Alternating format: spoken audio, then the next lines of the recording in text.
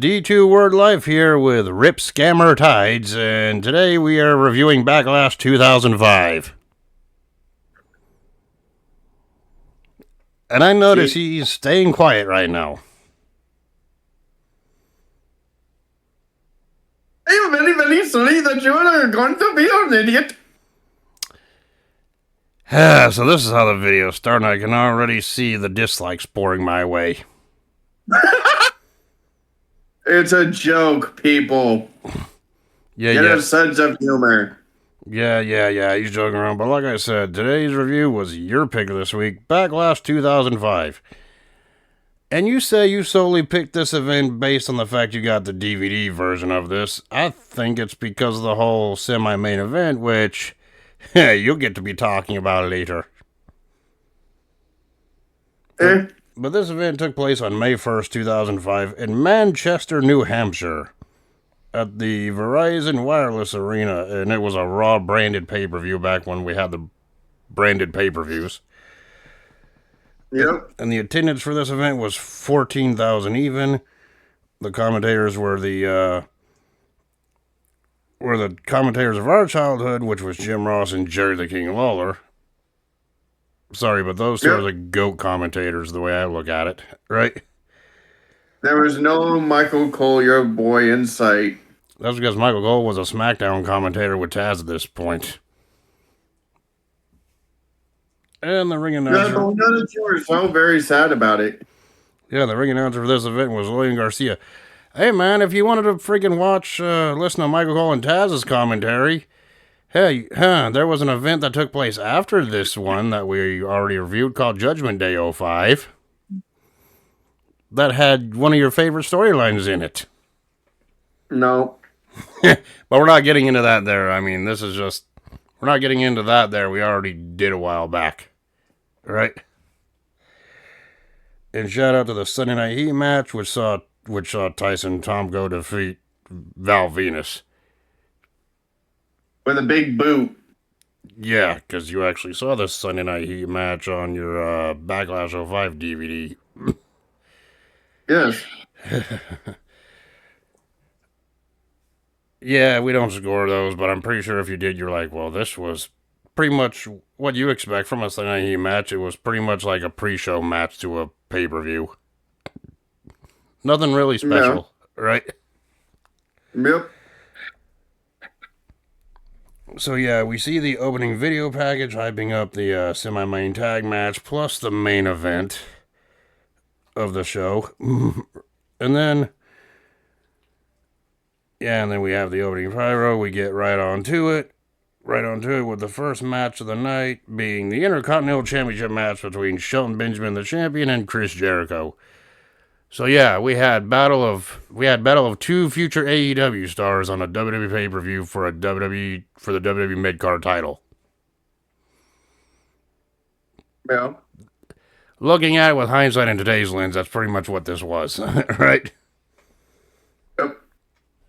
Yeah, and it was a good kind of back and forth match. Neither man had the upper hand for a long majority of this matchup, but Benjamin near the start of the match performed a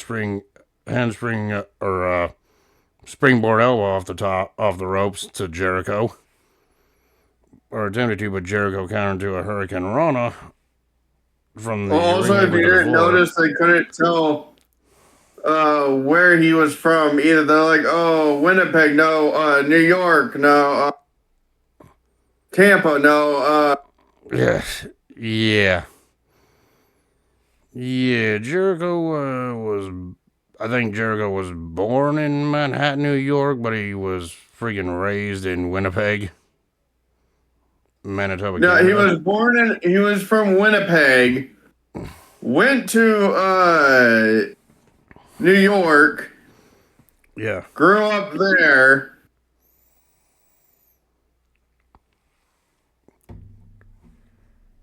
Then went to Winnipeg when he was older. Yeah. And then moved down to Tampa. Yep. Yeah, and then at one point when Jericho had the advantage and he had freaking Benjamin down, what do we see? We seen Jericho freaking lock Benjamin in a chin lock, 5 out of 5 match already. And I bet that whole No, time. we saw them freaking do fucking arm drags on each other. Well, arm drags. I was just saying when Jericho had the advantage with Benjamin down, he applied a chin lock. I remember seeing that. And I bet when you saw it, you'd be like, yeah, I bet you were like, God damn it. Fuck. All right. Yes. Yeah, then at one point, Benjamin stopped Jericho or countered Jericho from doing a top Now rope imagine if the maneuver. Chinless Wonder was around back then. Oh, She would be Jesus. immune. Oh, Jesus. If the Chinlock Wonder was around back then, I would really be amused. So would he. Right? For seeing that. And at one point, Jericho went up to the top rope, like I said. Benjamin got on the top rope to stop Jericho and proceeded to superplex Jericho from the top rope. Right? Well, he tried Jericho and him when they were doing the freaking arm drags and flipping around each other. They freaking got to the ring ropes. Yeah. Jericho tried to suplex him out of the ring. Then Benjamin reversed that into trying to do a power bomb, which got reversed into a Hurricane Rana. Yeah, and at one point, freaking Benjamin performed the T-bone suplex, and this was after Jericho nailed a running enzuigiri on Benjamin. Right? Yeah. And yeah, Benjamin went for the pin, following the T-bone suplex, but Jericho got his foot on the bottom rope, which led to the referee breaking the pin up, rope break, right? Yep. And then a little later on after that, Jericho did manage to lock the walls of Jericho on Benjamin, but freaking Benjamin got to the ropes, and then Jericho tried to lock it on again, but Benjamin rolled up Jericho, retained, and got the 3 count to retain the title. Yep. So yeah, your thoughts on Benjamin retaining the Intercontinental title against Jericho here? It was okay. But shortly after this, he got his head kicked off. Yeah, I mean, the match was good, but it was the following night on Raw that they started the Gold Rush tournament for the #1 contendership for the World Championship. And one of the first round matches was Shawn Michaels versus Shelton Benjamin. That Michaels versus Benjamin match, by the way, where Benjamin freaking tried to perform a flying move off the top rope to Michaels, and Michaels just kicked his head right off in midair, which has gone on to be a freaking meme today. He didn't just super kick it. He's sweet chin music date. Yeah, and one of the freaking best shocking Raw moments in history. And today, Shelton Benjamin is still looking for his head. Yeah, he still hasn't found it. He left it on the Raw ring 21 years ago. Right? These are jokes, people. Yeah. But you know what's something that's not a joke? Before we go any further, before the match began that we saw, which I thought was pretty good. It was a pretty good opener. And I thought the right person won because they were kind of building Benjamin up as a mid-card guy that was teetering with a main event at this point. Yeah, when Jericho and Benjamin made their entrances, we did see a sign that said R.I.P. Skip. For those who don't know, it was 3 days before this event that in real life Chris Candido did pass away following an incident that happened at the TNA pay-per-view lockdown that about a week prior. Stemming from an injury there and, surgery complications and, it was all bad. It was a bad ordeal. Honestly, I was thinking actually of reviewing that. Yeah. Well, we need to review more TNA pay-per-views anyway, but I'm just pointing that out. It was literally within a week of each other of this goddamn pay-per-view that he had that life-threatening surgery from the injury, and then he passed away within 3 days after. Yeah, because I believe Backlash and TNA Lockdown 2005 happened literally within a week apart of each other. or about. Yes. Right? So it's like, And damn. Christian, fucking busted his ass off in that event. I can tell you that. Yep. And now, yeah, and now, the only thing on my mind is like, I wonder whatever happened to freaking Chris Candido's widow. Can't think of anything, can you? Oh, she won't see the light of day. At least not anytime soon. Anyway, moving on. The next would be the Edge interview. Yeah, Edge got interviewed backstage talking about his upcoming Last Man Standing match with Chris Benoit. Right?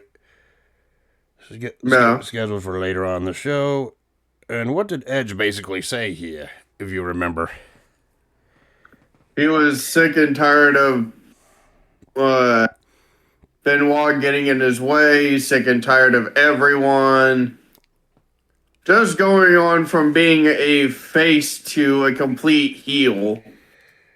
Yeah, I mean, Edge won this was about a month after Edge won the first ever Money in the Bank contract, too, so he was riding momentum on that. Yeah. But we'll talk about that match when we get there. But the next match we need to talk about is that Tag Team Turmoil match for the World Tag Team Championships. Which saw William Regal and Tajiri versus the Heartthrobs versus Simon Dean and Maven versus La Resistance, which only had one guy that was actually from France.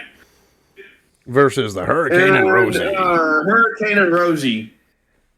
So, yeah, I mean... He wasn't from France. He was from Quebec, Canada, which is a French province. But yeah, Tajiri and Regal made their entrance first. They were the defending World Tag Team Champions here. No, the Heartthrobs made their entrance first. Well, your boys, the Heartthrobs, came out first. Then William Regal and Tajiri. Yeah. Yeah, and then, the Heartthrobs, Antonio and Romeo were your boys. No. Well, I also like the fact that William Regal was still wearing the power of the punch, yet he showed freaking brass knucks. Yeah. Yeah, I know this is off topic here, but I'm looking at the Heartthrobs Wikipedia page just for shits and giggles, and one of their team names were the Heartbreakers. Figure that one out. Right? They were the Heartbreakers before they were the Heartthrobs. Yeah, and they were your boys, and I think they were the inspiration for the Pretty Deadly tag team. I think. You don't quote me on that, but they have similar characteristics. They've said in multiple interviews that they took kind of inspiration from the Heartthrobs. Yeah. So anyway, we get to the matchup here. The first two teams were Tajiri and Regal against the Heartthrobs. In order to retain the championships, Regal and Tajiri would have to go through like 4 other teams to retain the championships here, which is easier said than done, right? Well, 3 other teams, but yes. Well, either way, they got to run the gauntlet and defeat all the other teams. Tajiri freaking came in, a lot of freaking kicks here. I didn't see Tajiri tag out at all during this first tag team iteration, did you? Right? I know. At one point, Tajiri did lock in the tarantula on one of them, right? On one of his opponents. But the Heartthrobs fought back briefly, tried to keep Tajiri isolated from Regal, but Tajiri freaking then pinned Antonio with a sunset flip to eliminate the Heartthrobs, which I know was disappointing for you because they were your boys at the time. Nope. And speaking of your boys, guess who comes out next? Your boys, Simon Dean and Maven. Hey, don't be missing Maven. He actually has a good YouTube channel now, yo. Don't go missing? I said, you mean dissing? I said don't go dissing Maven. I didn't say missing. You said don't go missing. I said don't go dissing on Maven, yo. You said missing. Jesus Christ. You said English isn't. I am going to listen to this shit back and determine whether I was right or you were right. Either way, it's going up unedited. I don't care. All right? Dude, your Sid English is showing. Your Sid English shows every day, so shut it. Sid English 101. Oy. What And Steiner Math 101. Yeah. Man, you have a PhD in Steiner math, and what the hell are we even talking about right now? Ugh. Anyway, yeah, the next team to come out was Simon Dean and Maven. And we all know Simon Dean was your boy back then. I mean, you're all about that Simon. Hell no. We all know you were all about that Simon system, weren't you? Oh, I know you were. Yes. And then, no, I wasn't. You were. Nope. Anyway, friggin' Simon Dean and Maven for aggressive, trying to weaken Tajiri down, but long story short, Regal made the tag, cleaned house, and put Dean away with a knee to the head. Got the 3 count, eliminating Dean and Maven. Which I know was sad for you because you wanted them to win as well. You're like, God damn it, my boys keep losing here. Oh, that was you yet again. And then the next team to come out was La Resistance, and the fans started a USA chant, which, during this portion of the match, which didn't really make any sense, because they were technically cheering for one of the heels with the USA chant, because Rob Conway wasn't from France. Or Canada, he was from the States. With Regal being from England and Tajiri being from Japan. Make it make sense. Make it make sense. Can you make sense of that?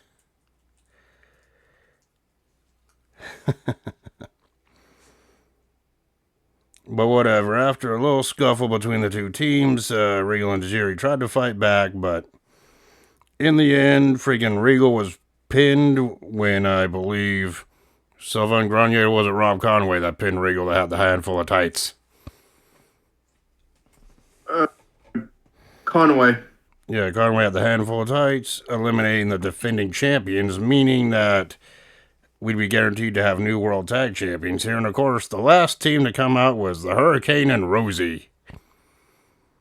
We all know you acknowledge Rosie's brother now, don't you? No, I do not. I acknowledge him, but not his brother, no. And for those of you that are unaware, the late Rosie's brother is the tribal chief Roman Reigns. That's why I made that joke. Right? I will never, and I mean never, acknowledge him. We'll see. Unless he's going up against someone like Logan Paul. Which he has before. Yeah, that's the only exception. That's it. The Roman Reigns Logan Paul match will be my next pick for this review. I'm just kidding. I'm not going to review that. Despite the fact that's on my list of freaking shows to review. That's not my next pick. Right. Yeah, that was for Saudi Arabia too. Yeah, I know it was. But we'll review that whenever we get around to it, just not next week. I got a different pick lined up for next week. But anyway, Hurricane Rosie came out, and La Resistance got the advantage over Hurricane when Hurricane was smashed into the freaking, turnbuckle post. Well, Hurricane came out. He fucking came out like a ball of fucking fire. Got, Sylvia, fucking got taken out by Rosie. Freaking Conway got taken out by the Hurricane because he freaking got to the top rope, jumped off that, and hit him even with his cape on. Yeah, Hurricane didn't even take his cape off. He was in there like a house of fire, only to get that fire extinguished shortly afterwards. Right? Yes. But then at one point, freaking Rosie got the tag. He started cleaning house on La Resistance. And then freaking Hurricane near the end of the match. He hit the freaking Samoan drop on Conway and Grenier. Which is okay for Rosie to do, because last I checked, he was Samoan. Anyway. But anyway, the end of the match came when the Hurricane freaking got up on the Rosie's shoulders from the turnbuckle and freaking did a big splash off the top rope for Rosie and able to get the friggin' pinfall win. Your thoughts on this? It was a good match. I think, yeah, Conway was the one who took the pin here, but it doesn't matter. Rosie and the Hurricane won the World Tag Titles on this night. Your thoughts on this? It was good. Yeah. Did they deserve it? Yes, because Rosie had never, at this point, Rosie had never, ever been a tag team champion. Not even when he was part of 3 Minute Warning. Yeah, because Rosie and Jamal were never tag champions back in '02. Right? Which is a shame, because you think they would have been, but they weren't, right? Of course, Jamal would later on be repackaged as Umaga a year later, right? Yep. But I thought the match, like from beginning to end, was okay. I mean, it wasn't no 5-star classic because we've seen a lot of tag team drama matches. I just feel like the final match could have been like a little bit longer, but I can understand why they were kind of like going through the paces and going slow because of how many teams were involved. Right? Yeah. But do I believe we had the right winners? Yes. Because the Rosie and Hurricane story has been going on for the better part of a year at that point. Right? Yeah. With the whole Rosie with the superhero in training gimmick that he had before this moment. Superhero in training. Shit. And I bet you wish you had that shirt that had that acronym on it. Right? So yeah, what did we see next after that match? The last man standing. Chris Benoit versus Edge. Yeah, and the Brit. Yeah, we'll get to that in a second. We'll get to that in a second. In this whole rivalry started when Chris Benoit nearly won the Money in the Bank ladder match at WrestleMania 21, the first ever one, until after getting his arm and body abused throughout the match. But, Edge then came after having Edge slam his freaking arm between a ladder. Yeah, Kane sandwiched freaking Benoit 11 million times.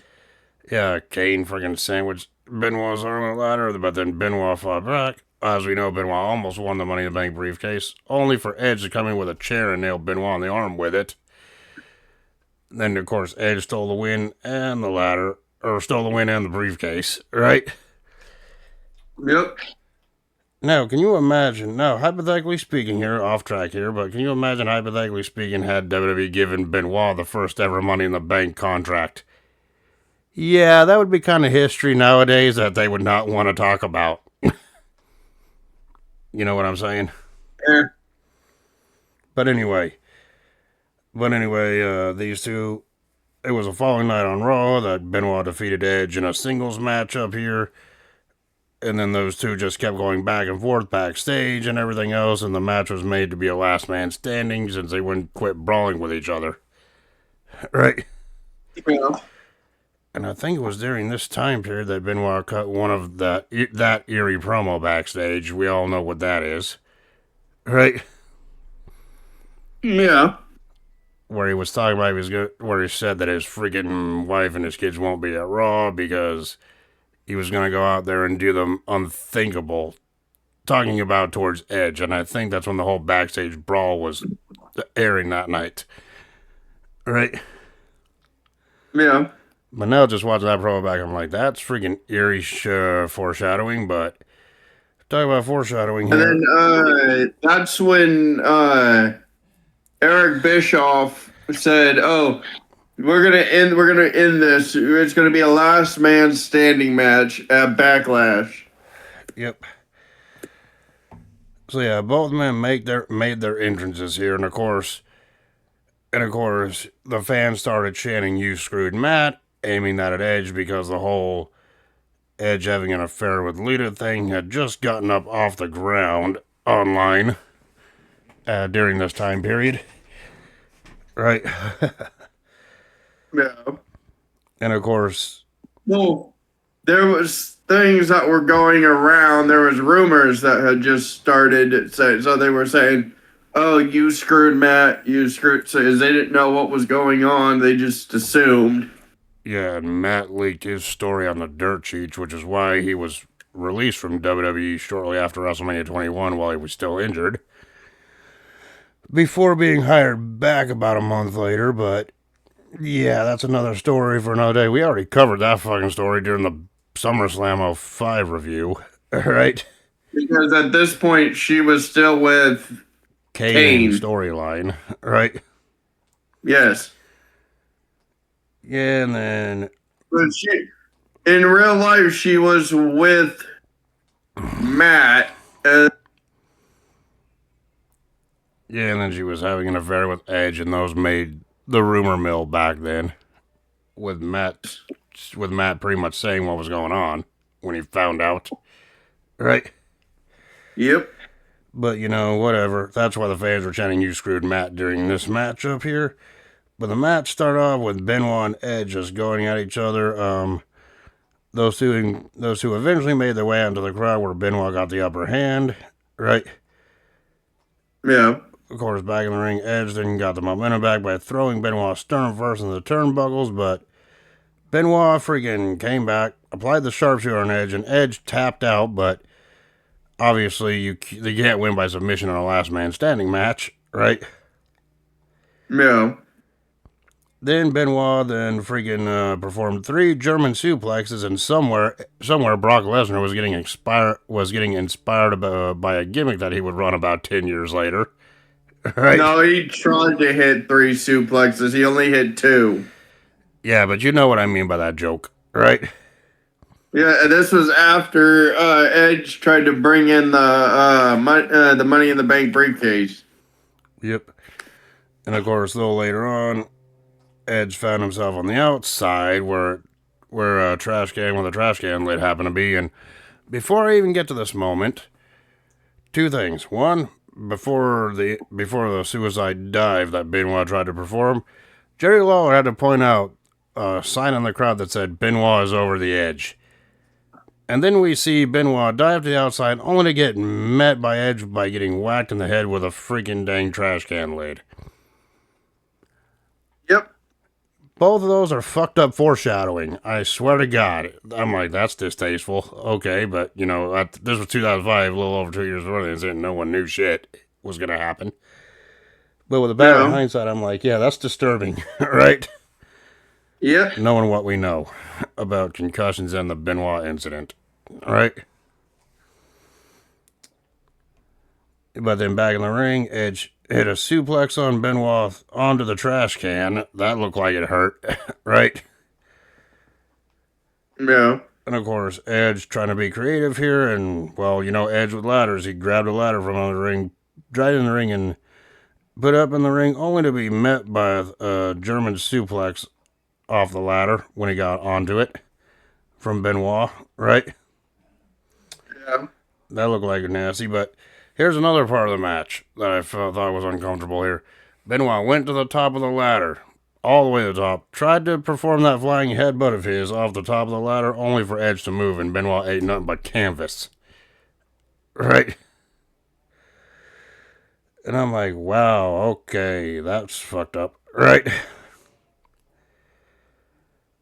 And of course, this was a no disqualification. Obviously, last man saying no DQs. Obviously, Edge grabbed the Money in the Bank briefcase with intent to use it, but Benoit reversed the Money in the Bank briefcase shot with the crippler crossface. And of course, Edge then tapped out, but of course, there's no submissions like we stated earlier. So Edge got out of the freaking crossface, performed the execution on the Benoit on the briefcase, which saw Benoit get up at the count of 9. Then Edge then performed not 1 but 2 spears on the friggin' Benoit. Right? And a brick. Yeah, and after Benoit got up from both spears at the count of 9, Edge then pulled out a brick from the briefcase, nailed Benoit on the back of the head with it, and that was enough to knock Benoit out for a 10 count. Yep. Thus giving Edge the win. Your thoughts on this? It was a weird match. I mean, it's like power of hindsight set aside for a second. I thought it was an okay match, but Yeah, it really makes you, it's really a tough watch knowing what we know about concussions at least. Yep. But I thought, but besides that, as a casual fan, if I didn't know anything about what happened as a casual fan watching back, it was an enjoyable match. Could have been better, and honestly, I think it's way better than I think it's better than the freaking Edge and Orton's Last Man Standing match that you had us watch. Why? Oh. Because at least this one wasn't a 40-minute freaking slugfest all over the arena. They just kept it in the ring for this one for the most part, right? Well, Edge tried to run out of the ring and run out of the damn venue, but Benoit fucking grabbed his ass back. Yeah. But yeah, I thought it was an okay hard hitting match. Obviously, we've seen better last man standing matches, but it was serviceable for what it was at the time, right? And do I Yeah. believe the right person won? Yes, especially when they were trying to build Edge's momentum as this conniving, opportunity driven heel that they were trying to make Edge into at this point with the briefcase. Yep. So yeah. And then we have, which I find very fucking disturbing as well. Didn't we go to the in his interview. I was about to say, didn't we see the backstage segment with Kane and Lita after this? Yes. Okay. Before we get into the interview, or the backstage segment between the two, I'm letting you know right now, I hated the Kane and Lita storyline, because now that's pretty much saying with the power of grape, you'll become a beloved person with a woman of your dreams. And yes, YouTube, I said grape. I did not say the other word. Schmate. Smate. Smape. Right? But anyway, it was disturbing. So what was disturbing about this backstage encounter with Kane and Lita here before Kane's match with Viscera? The Kane and Viscera match, with the stipulation of that if Viscera took out Kane, Trish would do certain things for him. Yeah, what did Lita have to say about that And backstage? Lita was saying, "Oh, it would be. Are you ready to take out Viscera? Are you ready to take out Trish? But it would be funny to see Trish have to keep her promises with Viscera, seeing him naked and all that blubber and sweat, and then Kane's like, "You look like he's gonna throw up," and then he's like, "That's disturbing." Coming from the same man who once freaking electrocuted another man's balls. Okay. Yes. Yeah, that's why it was ironic and funny. But And set his kayfabe brother on fire. and also the same man who allegedly did some unpleasant things to a body in a casket. In storyline, of course. We're all talking storyline here. The weird world of WWE. Am I right? Yes. Where even the freaking most heinous freaking crimes is okay. Yes. That's pretty much what these past storylines are telling us here, right? Yes. And then we go to Jerry the King Lawler interviews the Raw Divas. Yeah, promoting. Which is just them showing their pictures in the WWE magazine that they had back the then. Divas magazine. You probably have a freaking copy of that magazine somewhere, you freaking horn dog. Maybe. You're not denying it. And then he also told Lillian Garcia to get in the ring because she was also a diva at the time as well. She was a diva transitioning into a ring announcer or announcer becoming a whatever. She was the ring announcer and considered a diva at the same time. Yes, freaking Jerry the King Lawler was like, "Oh, this is.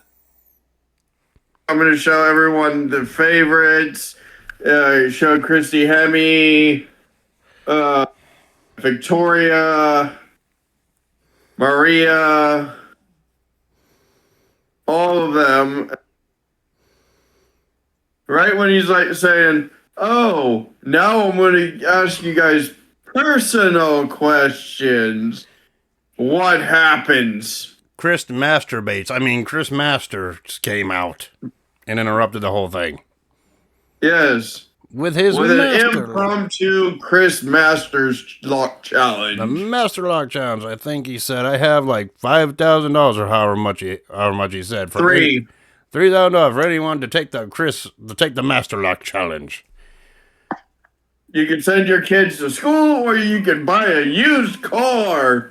Nowadays, $3,000 won't even get you a front row seat to a WWE pay-per-view. Am I right? Yes. I'm sorry. I had to go there with the joke. I'm sorry. Back then, yes. Now, no. No, hell. That's for the nosebleeds. Hell, now you're lucky to even get one nosebleed seats to a WrestleMania for $3,000. Okay. Yes. But anyway, he does his master lock challenge, and who accepted the challenge? Not a superstar from the back, but a plant that they had in the crowd that was a female. I'm like, either this person's a bodybuilder or she was a local freaking wrestler, because if it was just a regular fan, they wouldn't do that. It was a plant. All right? And they did it with regular fans. Yeah, and then Chris Masters had to bring up the joke saying, you're a woman, you're a she, you put the man in Manchester. I'm like, I'll take jokes that will not be repeated today for $500, Alex. Jeez. No. I'm sorry, but 2005 was a different time period. They could get away with jokes like that, and they wouldn't be able to get away with that shit today. All right? And then what did he proceed to do, buddy? As soon as this local competitor female sat down on the freaking chair, he immediately just applied and just whiplashed her all around, thus having the referee just stop it right away. He manhandled her. Basically. And I'm just like, woman abuse on WWE television. That's another thing we won't see today for $500, Alex. I can make these jokes all friggin' day based on this event alone, and there's still more to come. Right? No, we would see it, but it'd be the other way around. Yeah. Yeah, I mean, let's say if Chris Masters returned and did like a Master Lock challenge today, and one of the freaking female talents in WWE today did the Master Lock challenge, who do you think would break it? Oh, there's Nia Jax, Jade Cargill, Rhea Ripley, that are way stronger than him. Last Legend would probably be able to break it. Raquel Rodriguez, she's huge and strong in her own right. So yeah, we can name off a whole bunch on today's women's roster that could probably break that full Nelson Master Lock. Right? Yep. But this local competitor or this plant in the crowd was made to look weak, despite being built like a brick house. Right? Yeah. So yeah, that was a waste of everyone's time. Moving on, and speaking of waste of everyone's time, we go to our next match of the night, which was Kane, accompanied by Lita, taking on your favorite King of the Ring award winner, Viscera. No. Oh, come on, buddy. You were so happy when he won the 95 King of the Ring tournament. No! And yes, I have to bring it up again. But you got me back. You got me back for making you watch that shit. Right? Well, not the worst event ever. Second worst event. Yeah, soon to be third worst event, if what you're telling me you want to review next month is true, but we'll get there when we get there. But so far on our standings for reviews, to me, it's the second worst event. We already reviewed the worst event last month, and you freaking goddamn said that was payback for the 95 King of the Ring review. Right? Yes, you made me watch 95. I made you watch, finally, because I was waiting until you let your guard down. Which you did. You're like, Is he gonna do it? Is he gonna do it? No. Okay, I'm fine. Wrong.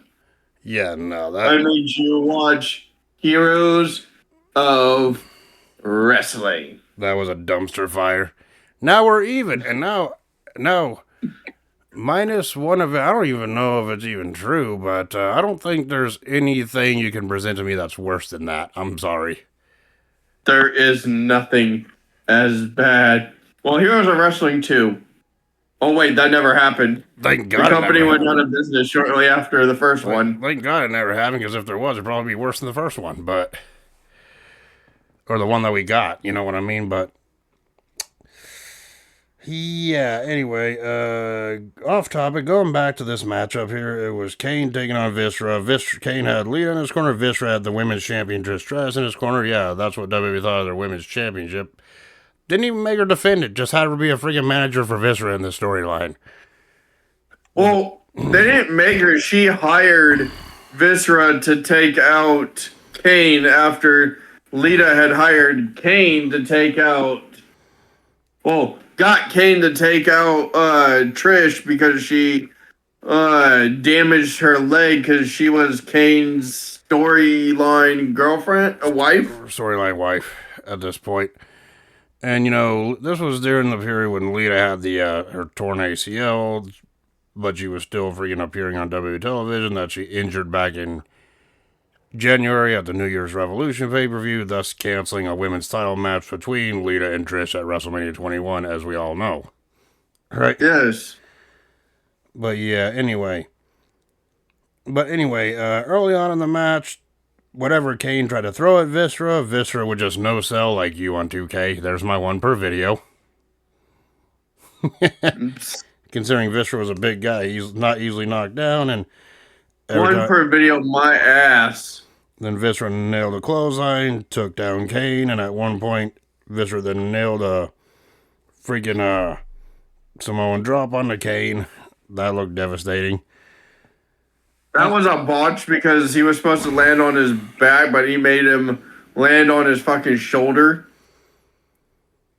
And of course, eventually Kane fought back. He managed to Actually, no, Viscera then freaking clothesline Kane outside the ring. And then freaking Trish Stratus tried to sneak behind Kane to nail him with a steel chair, only to Lita to nail freaking Trish's chair with her crutch, thus making the chair go back in her face. Which to me was the highlight of this match. I'm sorry. Right? That's because when he was trying to put moves on Lita, he freaking clotheslined him outside the ring, and then he started to attack him outside, jumped from the top rope, got him down again, then he threw him into the steel ring post. Yeah. And then right when Kane turns his back and to go after him yet again to throw him into the ring, Trish comes with a steel chair after Kane grabbed her by the hair. Yeah, only to be met by Lita in a crutch and smacking the chair back in her face. Just for Lita to be right on the side of the announce table, and just to see Trish out the corner of her eye, just to swing the freaking crutch like a home run bat. Yep. And freaking bounce the damn chair right into Trish's face, and Kane looked right like, huh? Okay. Because it sounded like a freaking shotgun. It sounded like a fucking gun going off because all you hear is, bah! He was like, oh shit. Right? He's just like, huh? Okay. Oh. Of course, back in the ring, Viscera got the upper hand on Kane, which saw Viscera freaking perform a choke bomb on a Kane, only for Kane to kick out. Of course, Kane made a comeback, nailing a big boot, and eventually nailing a chokeslam on Viscera to get the pinfall win. Yeah, after Viscera tried to again to kiss Lita by doing the weird tongue movement. Well, I'm like, what's this freaking Viscera? Who the hell does Viscera think he is? Freddy Krueger? At that point. Freaking Kane comes back, hits him with the big boot, then and then the world's biggest chokeslam. and then hits him with the choke slam. And then what happened next, buddy? Anyway, before we talk about what happened next, your thoughts on this match from bell to bell, because I didn't think it was very good, to be honest. I thought it was a weaker match of the night, but Viscera's not known to have 5-star classics either. You gotta take that into account. Wasn't a bad matchup, Kane versus Viscera? Yes. Yeah, Kane had better matches, and well, then again, I don't know if Viscera had better matches. His matches were kind of average to below average, at least as a viewer, because of how big he was. Viscera's like... Boy, he would have better matches as Big Daddy V. And as a world's largest love machine character, which is what they were transporting Viscera into being here, like this was the seeds being planted that gave us that gimmick. He was more better for like funny backstage comic relief at this point, like we seen with Benjamin's mama in January of 2006. Now that was hilarious. Right? Yes. I mean, hell, that scene got you laughing so bad you're on the floor and you're laughing, okay? Yes. But yeah. But anyway, I thought it wasn't the best. It was the weakest match on this card. But, I mean, there's nothing wrong with it. It just wasn't that good. Right? Of course, the talking point was after the match. Now, what did we see after the match?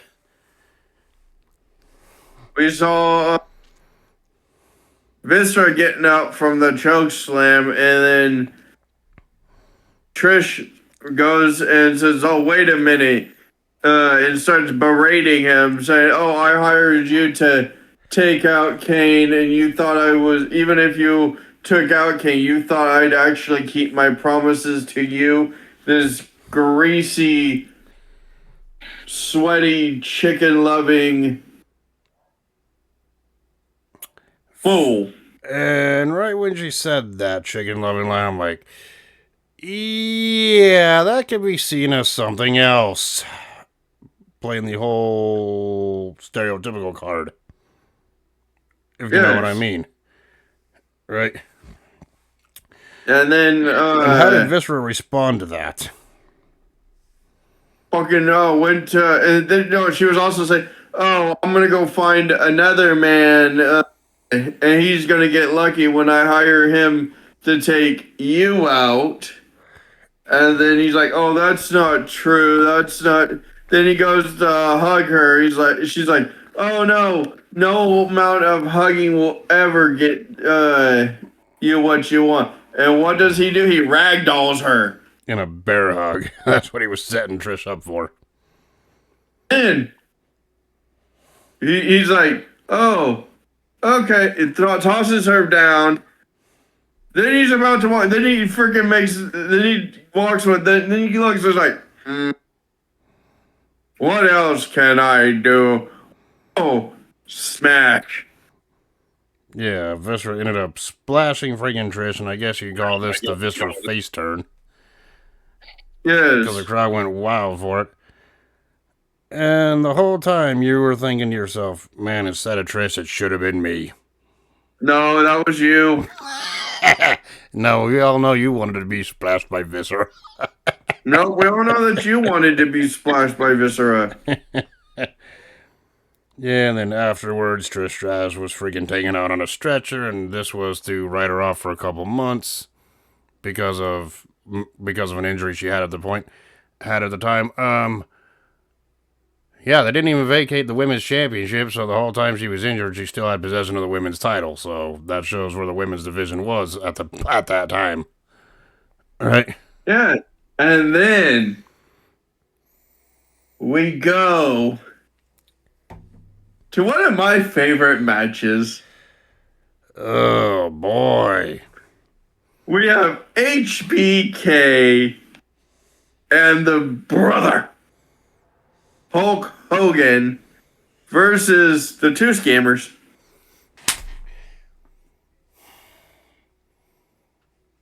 They were facing Muhammad Hassan and Daivari, you asshole. You get to talk about this match and do it straight, goddammit. So we had the Heartbreak Brothers You're going to take the piss out of this. I already know. versus freaking Davari and Muhammad Hassan. And what was the backstory on this match? Davari and Hassan were angry and shit, and they attacked Shawn Michaels. Shawn Michaels went to Eric Bischoff. Bischoff saying, "Oh, I don't care. I want to have a match against Davari and Hassan for at Backlash and a handicap match." He didn't care, and Bischoff's like, "No, you have to have a tag team partner." And then he goes out and says, "Oh, we want to have one more match."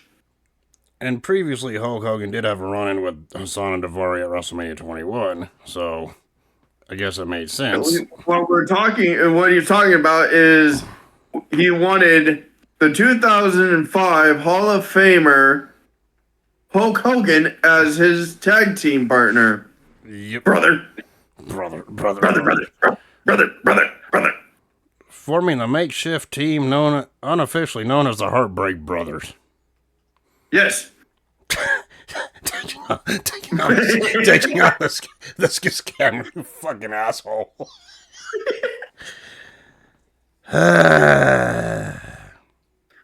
So the first ones to come out is Davari and Hassan with their music. Their theme song. And before you get into it, I don't think you can say what we've seen in the crowd, but let's just say there's a couple of signs in the crowd that I'm just like, yeah, I'll take signs that will never be allowed in WWE again today for $500. One of the signs literally said the words from Journey. Yeah. And the other one said, Hassan stole my camel. Yeah, and I'll take signs that we won't see in the crowd today for $500, Alex. That would be considered a big no-go. That shit could get your ass canceled and hated. All right? A sign that says they stole my camel. Yeah, I'm talking about the other one. Yes. Yes, we ain't gonna go into detail what the other one said. But yeah. And we all know you like Muhammad Hassan and Davari's entrance theme. Did you know that's the official theme for WrestleMania 43 next year? If it's actually going to be that, we don't know, because they may change it. Yeah. I know. I'm going to hell for that joke, haha. But then, what did we see after their entrance? Then we have Shawn Michaels music. Shawn Michaels made his entrance. Which was his HBK music. And then we have the Real American. Yes, and Hogan. Yeah, and I heard, on a commentary, I heard freaking, I think it was Jerry Lawler saying that, yeah, some of these fans said they camped out here for 8 weeks just to see Hulk Hogan perform. I'm like, I highly doubt it. I wouldn't camp out for 8 days or for 8 weeks if I was camping. Am I right? Then freaking, because this was a time thing that Shawn wanted to actually happen, even back in the day, before Hogan jumped ship to WCW. He wanted to at least tag up with his childhood hero, Hogan. Which was one of his childhood heroes, Hulk Hogan. Yeah, because this was the first time that the biggest star of the 1980s teamed up with arguably the biggest star of the mid-90s. Yes. Or one of the biggest stars of the mid-90s, the other one being Bret Hart, of course. Right? And Taker. But you know what I mean. All right? Yes. But anyway, how'd this match start off? I mean, so I'm giving this match to you to describe, or some thoughts. It literally started off with them deciding who's going to go, Shawn Michaels or Hogan. Yeah. And then freaking Hogan's like, "I'll go. You can get in the corner. I'll go. I'll start first." Yep. And so we had Hassan versus Hogan. And Hassan was built as this big powerhouse, yet nothing affected Hulk Hogan what he did. This was Hulk Hogan, brother. Nothing really affects him. He sold shit like you on 2K, brother. Okay, I broke my promise again. You always do, you stupid son of a bitch. Also, isn't it bad that when Hogan had Hassan in the freaking headlock, it looked like he was popping a pimple? Shows how small freaking Hassan's head was compared to Hogan's arms. Yeah, Hogan had those 24-inch pythons, brother. And I have that 24-inch python, brother. No, you do not. God damn it. You can't let me have that for even a second, can you? No. Anyway, go on. Then Hassan tags in Daivari, and Daivari's like, it's like, yeah, I'm gonna do that, and then freaking Hogan's just like,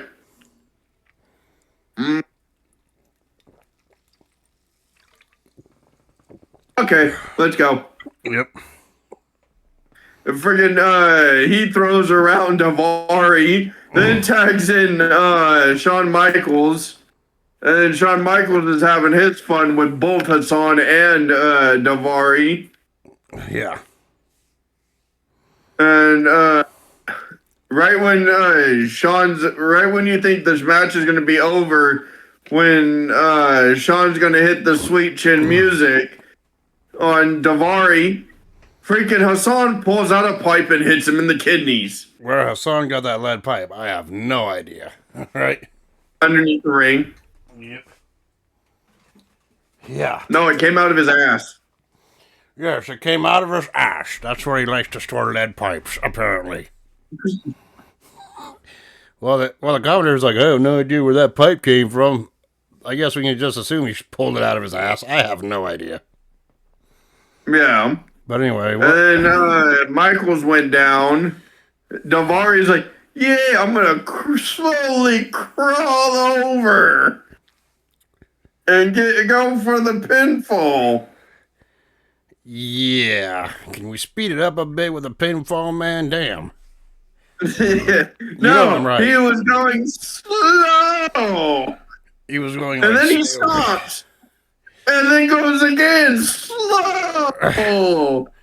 And then the referee's looking at him like, anytime now, Tortoise, anytime. I mean, hell, you had enough, man, in between the freaking lead pipe shot and Daivari getting trying to go for a pin attempt. You had enough time to go answer a fucking nature call and come back and you wouldn't miss a damn thing. Yes. Basically is what you're getting at. Yes. And then referee gets into the count position and counts a 2 count. And then Daivari drags Shawn into his corner, and then him and Hassan tag out with each other and start double teaming after Daivari does absolutely nothing to help, just grabs his leg and just standing there going, what am I supposed to do? Yeah, because we know grabbing a leg really hurts your opponent. And yeah, I'm taking the piss out of it, right? Yes. And then Hassan freaking backs Shawn into the ring, to the ropes.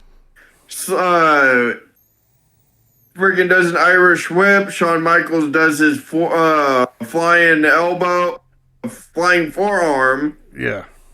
Then he kicks up to tag in Hogan. Yeah. And then Hogan starts beating up on Hassan again. Didn't at one point before this, Hassan actually had the freaking camel clutch locked in on Michaels? Yes. But Michaels got out and got up to his feet. Yeah, kind of missed that part, but okay. Yes, he freaking put the camel clutch because he's like, oh, I damaged his back. Let me put in the most devastating submission, a camel clutch. Everyone knows the most devastating submission hold is a goddamn chin lock, not the camel clutch. Maybe he should have pinned in a chin lock. Maybe Michaels would have just tapped out before he turned into James Ellsworth. Sorry, I have to say that as a joke. You're like, then he tags in Hogan. Hogan starts beating him up. Then Hassan tags in Daivari. And he starts beating up Daivari.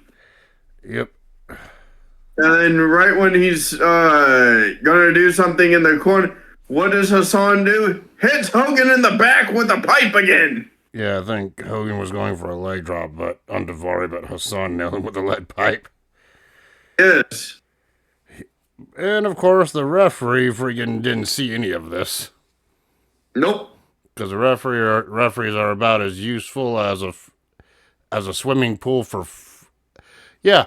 Oh yeah. Okay. The WWE referees are about as useful as oxygen are to fish. Okay. Then after that, Hogan sells it like nothing to hit Hassan. Yep. And right when he has the referee distracted, Shawn Michaels comes in and hits Daivari with the sweet chin music. And Hogan gets the 3 count. So Hogan and Michaels won the match. Okay, I got a better analogy. WWE referees are about as useful as a treadmill is to someone that's in a wheelchair. That makes sense. So yeah, I had to think of a better analogy. Mine sucked. But yeah, that's not like. Like, what are you trying to say? Right. And Shawn Michaels and Hogan. Shawn Michaels is doing the Hogan, called Hogan back in the ring because he was about to leave, and he's like, "Oh, let's do your pose down at the end." Pose down at the end. And then what does before that happen? Hogan's like, "Oh yeah, let's take the trash out first," and then they both throw Daivari out of the ring. Yeah, and wouldn't have been a major plot twist right here if this was the night that Michaels decides to super kick Hogan instead of on Raw a few months later. Oh, yeah. Damn, that would have been a shocker, wouldn't it?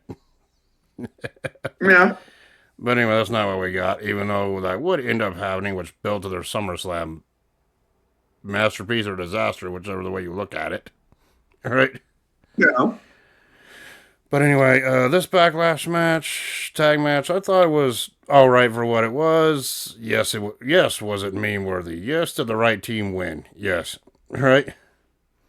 Yes. Is this the match, the reason why you picked this event for us to review? I believe so. All right? Maybe. You know you did, don't lie. Right? Because you couldn't stop talking about it all week, specifically the competitors in this match. All right? And then we go to the Triple H interview where he was saying, the Batista's afraid of the pedigree, that he's going to get his title back, that he owns the heavyweight title. Yep. Yeah. And then we see the story leading up to this one. This was Triple H's rematch after he lost the world title to Batista at WrestleMania 21. Right. Yeah. And then where do we go next from there? Christian in the ring, being cringe. Yeah, Christian decided to come out and do a friggin' rap for everybody with Tyson Tomko just standing there. Even Tomko was looking like, really? So yeah, we have John Cena and Bull Buchanan. John Cena and B2. The original, Amazon. Christian and Tonko, the John Cena and B2 from Temu. Yeah, I sent you that meme I created of that. No response ever. You were probably laughing at it though. Yes. And what did Christian have to say? Pretty much Christian's like, oh, this is the good, even though I'm not on it. I may not be on another Raw pay-per-view because the draft is coming in a couple weeks, which would literally happen a couple weeks later. Yeah. And Christian would lose spectacularly. Yeah, basically, Christian was insulting the SmackDown roster, including John Cena, which ironically, Cena was drafted to Raw, fought Christian and Chris Jericho in a triple threat at the Vengeance 05 pay-per-view, and then Christian was freaking drafted to SmackDown following that. Before he left for TNA later that year. As we know. Because during the draft, no, he wasn't drafted to SmackDown. He was asked to go. He was asked to go to SmackDown because when the draft happened, Jericho was doing his Jericho show. Yeah. His freaking thing that he does. Yeah. And as for the number one draft to come out, and it was Cena. And then Christian would literally try to during that too. Yeah, but this whole Christian and Tom Go freaking little Christian rap they did before the main event was kind of cringe to listen to. Yes. Yep, and then going on to the main event, we talked about briefly about the video package going into this one. So it was the rematch from WrestleMania 21's main event, which this time saw Batista defend the World Heavyweight Championship against Triple H. And Triple H had Ric Flair in his corner, right? Yeah, so Ric Flair came out first and said, oh, I'm here to introduce my friend, the Game, Triple H. Yep, then Triple H came out, followed by Batista, the reigning world champion at the time, coming out, right, for his entrance. Yeah. And of course, we see an interference right away, buddy. Yes, Ric Flair. Grabbing Batista's leg at the start, freaking prompting Triple H to start attacking Batista and getting the early advantage in the match. Right? Yes. And then both men, later on, both men attempted their finishers early, but both freaking countered each other's moves, right? Yep. Triple H later on in the match went for another pedigree attempt, only to be backdropped over the top rope to the floor, right? Yep.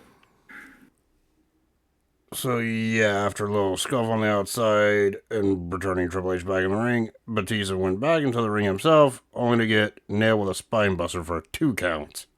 Yeah, right? Yeah, and then when he gets up, he gets slapped by Triple H. And Batista's like, really, fucker? And then freaking clotheslines the referee. By accident. And the referee sounds like you in 2K. Yeah. Either referees... like a sack of potatoes. Yeah, fuck that. Referees are either 1, useless, or 2, they're born with glass bones and paper skin. No, they just become a sack of potatoes. Yeah, every time you put on that referee shirt, you have glass bones and paper skin. Every little hit, you're down for hours. Because after that is when... oh, yeah, and being born with glass bones and paper skin line, if you get that reference, you're an OG, by the way. Freaking Triple H, after that happened, Triple H hit Batista with the pedigree, and the freaking referee is still laid out like a sack of potatoes. Despite freaking Flair trying to get the referee back in the ring, the referee was still out. And then we see another referee come out, right? Now we see them trying to get the referee up. Freaking Flair's hitting the ring apron trying to wake him up after he gets thrown in, and then Triple H tries to pin Batista again, which amounted to nothing. And and this was after Triple H grabs the referee, props him up into the corner, trying to wake up, this freaking basically bitch slapping him, trying to get him, and he just stands there and goes, and then falls down like another sack of potatoes. and this whole scenario started after Batista went for the Batista bomb, but Triple H nailed Batista with a world title belt instead. All right, as we know. So I felt like I had to put that was in with there. the second ref. Yeah, and the second ref, Jack Doan ran down. You could tell he wasn't prepared. He was literally rushing to put his referee shirt on. He started running down to the ring. Right? Yes. Batista was down. Freaking. There was a pin being made by Triple H, but freaking Batista kicked out at 2. Right? Yes. And then Triple H got so infuriated with the 2 count, he decided to be a dick to the referee zebra stripes by low blowing the referee, taking the second referee out. Yep. And then Batista then decided to go for a second Batista bomb, only for Triple H to be a freaking dick to Batista's animals, giving Batista a low blow. Right? And what do we see? Another referee coming down. And of course, this time Batista was back in the corner, obviously after being taken to Dick Kick City or Low Blow City, whatever you want to call it. Triple H then went for the 10 punches in the corner, only for Batista to counter it, nail a Batista bomb onto Triple H, and Triple H got the 3 count. Batista got the 3 count. Who was this other referee that came down, buddy? Your favorite, Earl Hebner.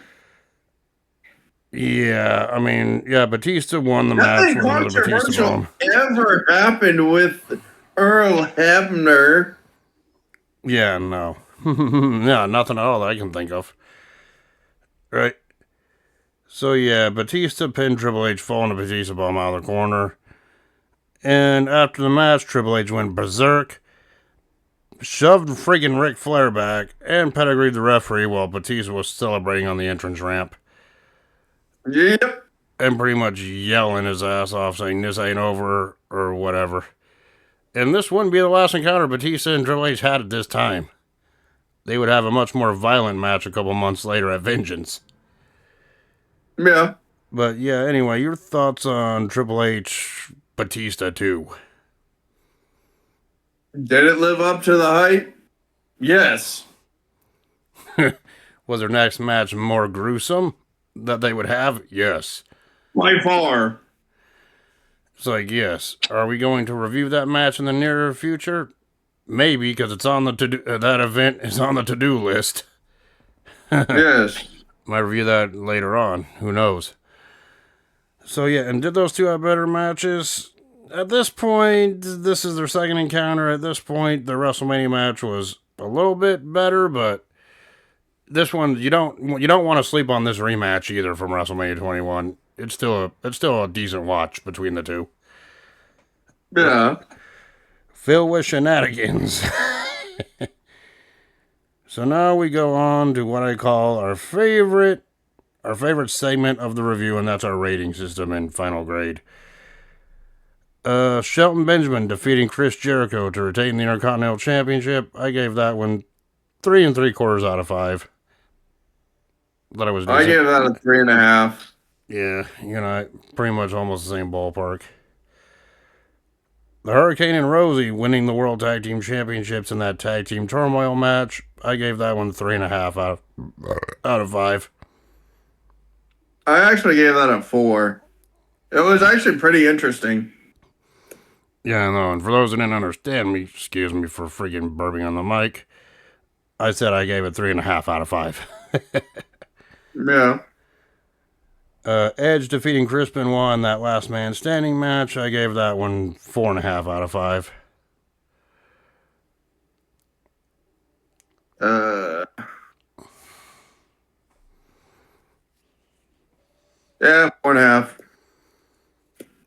Kane defeating Viscera. 2 out of 5. 3.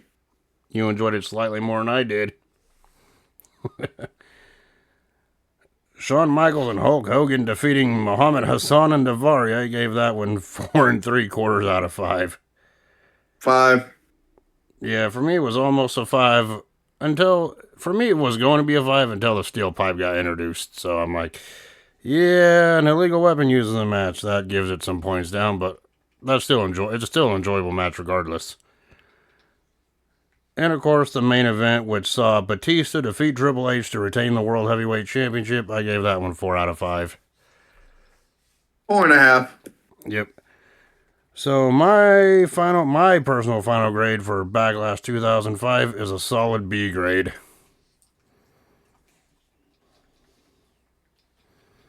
B plus to A minus. Okay. So next week, it's my pick. No. What do you mean, no? It is my pick next week. No. You can't just say, no, it is my pick next week. No. We are not watching that event. Oh, yeah, we are. I mean, hell, you made me watch Heroes of Wrestling about a month ago. No. And like I said, nothing is worse than that than a Heroes of Wrestling show, am I right? No. And for this event, I'm going back. For before, 2005. I'm going back a few years, if you will. And let's see if you can get this, if you can understand, if you can guess this event based on this one line. Where to, Stephanie? No.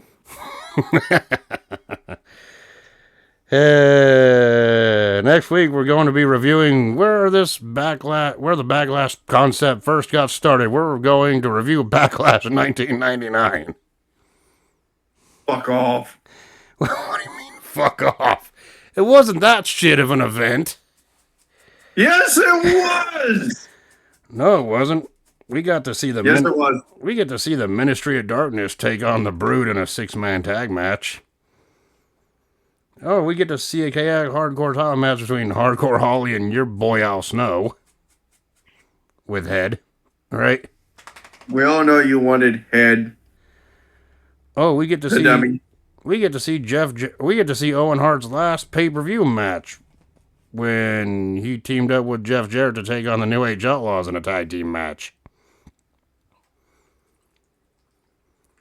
Oh yeah, and we get to see a brutal boiler room brawl match between the Big Show and Mankind. Yeah, that's hard hitting, right? Yeah. Triple H and X-Pac brawl as DX explodes, right? Yep. Oh yeah, and we get to see Undertaker's more technical side when he took on Ken Shamrock at that event. And this was Ministry Taker, by the way, right? Yeah, snooze fest. Ah, you say it's a snooze fest, right? And of course, the main event out of control, main event no holds barred match for the WWE Championship between Steve Austin and The Rock was actually a decent scrap. So yeah, we are going to be reviewing Backlash 1999 next week. No. You may say no, but that's what we're doing. No. You had me watch way more crappier events than that. No. Sounds like Riptides over here. I refuse. You made me watch Heroes of Wrestling and say I can't refuse, so you cannot refuse to watch Backlash 99 next week. I refuse. Yep, you gotta watch it next week. I refuse. Yeah. Oh yeah, and and a little fun fact. I think this was the last in your house pay-per-view. Before that was discontinued until NXT took it over. So yeah, next week we're going to be reviewing Backlash 1999 while Riptide still protests all week. No. I already know we are. I already know you will. No. Well, we're going to do that next week, so until then, wish Riptide's luck. He's going to need it to get through this shit. I refuse. No, you can't refuse. It's in your contract. You can't make me. Nope, your contract says, when you agreed to do these reviews, the contract says you have to review these shows. I signed no such thing. I didn't sign a contract to review Heroes of Wrestling, and you made me do that, so fuck off. Yes, you did.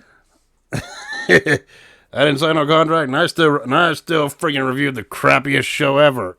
So yeah, you're watching this. No. So yeah, until then, we will talk to y'all later. Peace. Never. Shit.